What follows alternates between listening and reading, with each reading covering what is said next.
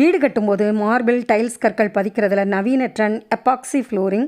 எபாக்சிங்கிறது polymer ரெசினோட hardener கலந்து செய்யப்படுற தரைத்தளம். டைல்ஸ் போல் காங்க்ரீட் தரமையில் எபாக்சி கலவையை போடுவாங்க. வழவழப்பாகவும் பளபளப்பாகவும் பல கலர்கள் பல டிசைன்களை பார்க்கவே ரொம்ப அழகாக இருக்கும். இதில் 3D மெட்டாலிக் ஃப்ளோரிங்னு பல வகை இருக்குது. 3Dயில் அருவி கொட்டுறது, மீன்கள் நீந்துறது, கடல் அலைகள் அப்படின்னு நமக்கு பிடிச்ச மாதிரி டிசைன்களை அமைக்கலாம். மெட்டாலிக் தரைத்தளங்கள் எபாக்சியோட உலோக பவுடரை இணைச்சி விரும்புகிற நிறங்கள் டிசைன்களில் அமைக்கிறாங்க. ரேடியம் தரைத்தளமும் இருக்குது. வயசானவங்க ராத்திரி எழுந்து பாத்ரூம் போகணும்னா அந்த பாதையில் தரையில் வெளிச்சம் இருக்க மாதிரி அமைச்சிக்க முடியும்.